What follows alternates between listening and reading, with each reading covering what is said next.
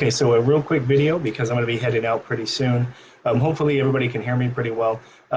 Marie and I were with a newer friend at a Bible study. We actually met at Chick-fil-A, and the kids like the play place there and the food. So we met there and we had a Bible study for about an hour and a half. It went pretty well. I'll explain more another time. I have to get to work in just a few minutes to my other job here.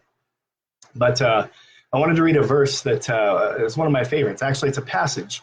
And I'll read the King James just because I like the poetic aspect of it.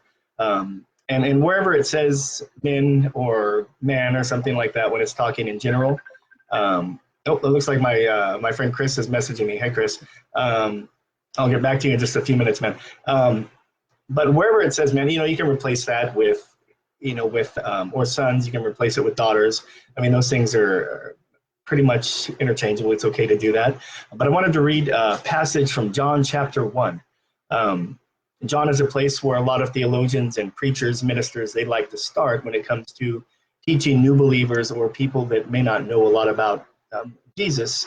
It's a really, really excellent gospel to use. And it really portrays Jesus as the Son of God. That's really the emphasis on that is the divinity of Christ. So John starts out saying, "In the beginning was the Word, and the Word was with God, and the Word was God. The same was in the beginning with God. All things were made by him, and without him was not anything made that was made. In him was life, and that life was the light of men. And the light shineth in the darkness, and the darkness comprehended it not. There was a man sent from God, whose name was John. The same came for a witness, to bear witness of the light, that all men through him might believe. He was not that light, but was sent to bear witness of that light.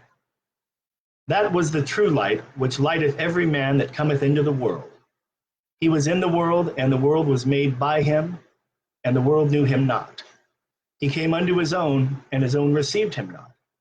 But as many as received him, to them gave he the power to become the sons of God, even to them that believe on his name, which were born not of blood, nor of the will of the flesh, nor of the will of man, but of God. And the Word was made flesh and dwelt among us, and we beheld his glory, the glory as of the only begotten of the Father, full of grace and truth. John bare witness of him and cried, saying, This was he of whom I spake.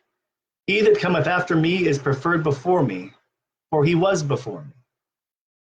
And of his fullness have we all received, and grace for grace." This is an important part right here. "For the law was given by Moses, but grace and truth came by Jesus Christ." So, and sorry I wasn't looking directly at the camera. I wanted to read that passage, but it's really good. I mean, it's really one of my favorite passages. The Word became flesh and dwelt among us, and we beheld his glory. So I just wanted to encourage everybody today. Sorry about the lighting. We're getting a little bit better. We're kind of transitioning. You see, I've got the gates up in the kitchen for my dogs. But I just wanted to read that passage. And again, wherever it says, like, for instance, sons of God, there's no gender in the spirit. And so it is quite all right to change that and apply it. It's just when it was written and the way that it was written. It's written primarily when it comes to something like that to men. But like I said, you can put children, sons, daughters, things like that. So I wanted to tell everybody, encourage everybody, you guys have a blessed day. Know that God hears your prayers and he inhabits your praises. So go out and, treat everybody with love, respect, dignity, forgive, always love. Like my grandma used to say, always love and always forgive. And you guys take care, and God bless you.